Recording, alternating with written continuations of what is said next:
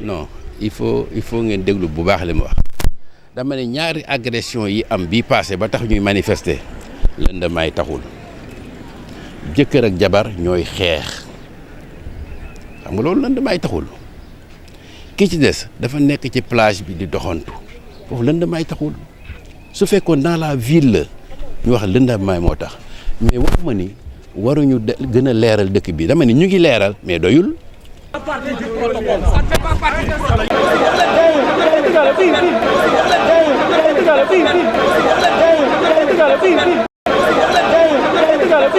Je suis le maire, je suis simplement la tête. Ça ne fait pas partie du protocole. Ça ne fait pas partie du protocole. jërëjëf internet yi ñu seetaan ci Infos Rewmi ñu ngi jéggalu nag bu baax a baax ndax sànq dañ doon def ITV ak monsieur le maire waaye nag jeunes yi dañoo ñëw daal di koy yàq daal di ñuy ramasser daal di ñuy dàq looloo waral nag ma taxaw ak kii ngir laaj ko lan moo waral loolu. ok soxna si ñoo lay remercier donc juste pour leeral donc jeunes yi ñëwuñu pour yàq loolu xam nga marche bi benn collectif moo ko organisé Malika va mal maintenant yéen constaté ngeen yéen seen boo xam ngeen ne Malika temps yëpp am na ñaari crimes yu fi am en espace d'une semaine maintenant jeunes yi ñoo déposé seen autorisation maintenant ñun bu ñu ñëwee dañu am itinéraire ci itinéraire bi dañuy wax dañuy def marche départ croisement ñëw terminus après ñëw fii def point de presse maintenant ñun les voies autorisées dégguñu leen ku ci bëgg nag wax suñu autorité lii affaire de politique amuñu problème ak benn politicien les jeunes du benn obédience politique moo fi nekk ñun ñëpp la waa Malika ku ci bëgg a wax na ko dem mu def ko mais ñun suñu marche kenn du ci buruxlu pour waxaale mu mel ne dafa am naqar boo xamante ni da ngeen koo téyel seen maire. non bu ma nee par exemple ñun tey xam nga tey lan moo ñu fi indi insécurité à Malika tey monsieur le maire kële na le soxla wuñu ko pour l'instant loolu yitteela guñu ñun lu ñu yitteel tey insécurité la ñuy wax. mouvement Malika va mal bi day continuer. bu ñu jógee ci bi am na leneen. d'accord tey insécurité la ñuy wax monsieur le maire nii monsieur le maire daf ñun loolu instant bii nii du loolu moo ñu yitteel ñun insécurité la ñuy wax d'accord. vraiment na xaw ma ko mais mun naa def sama analyse personnelle. ñoo xam ne dañuy dox ndax violence bañ a am di créer violence ñooy ay agresseurs lañu.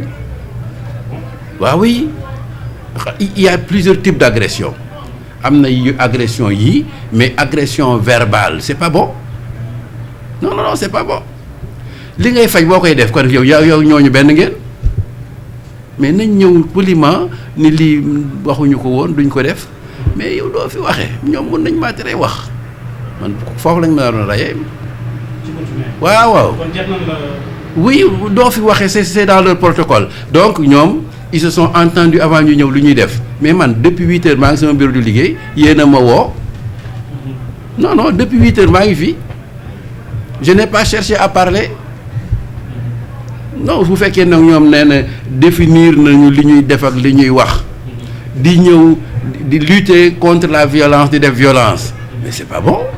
ñooñu war nañ leen seetaan ñooy ñan un mal ça ne se guérit pas par un mal. non Malika nag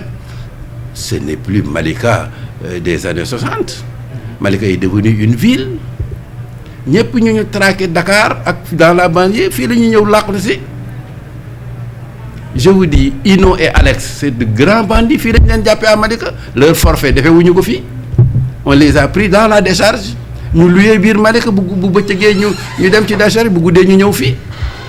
donc le mal est plus profond duñu xool ay événements yoo xam ni c'est événements malheureux que tout le monde nous regrettons mais on ne peut pas s'éterniser sur ces deux cas-là. Quelles sont les circonstances de mort? Un couple dans son intimité seen néeg bari sécurité moo fa war a am un couple qui se dispute dans leur chambre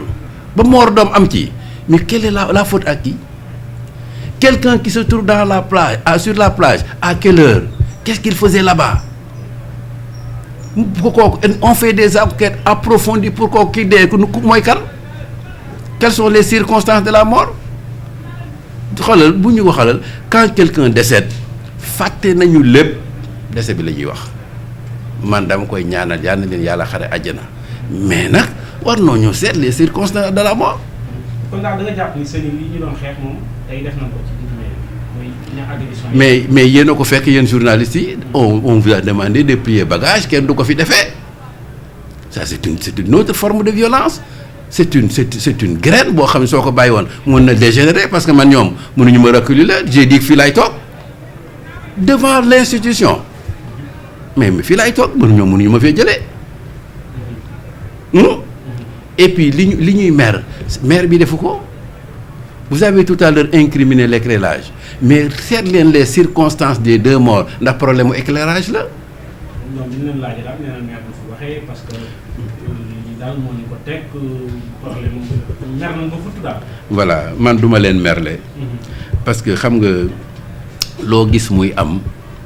li olof naan am na ñuy dem gàmmu am na ñuy raas dem man ñii raas dem waxuma ak ñoom il y a un autre plateau bu ñu mën a taseeg ñoom pour wax man li ma metti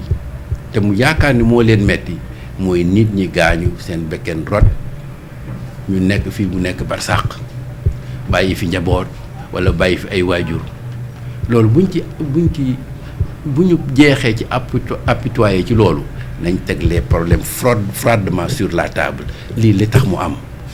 ñi gaañu ñan lañu nu ñu meloon ba ñuy gaañu ba histoire yi am xam nga yooyu yëpp nañ ko foo teg sur la table waaye c'est très simple dëkk bi dafa lëndëm malencontreusement ci ñoom il y a 15 jours ça ne fait pas 1 mois on a 100 lampadaires installés dans la commune fi nga xam ne fa le problème bi ëppee parce que c'est proche de la décharge ñu koy wax le quartier Jàmmalaay ñoom ñoo ñëw fii di monsieur le maire suñu dëkk bi mosul leere nu mel ni donc est-ce que dañuy circonscrire sécurité ci éclairage kese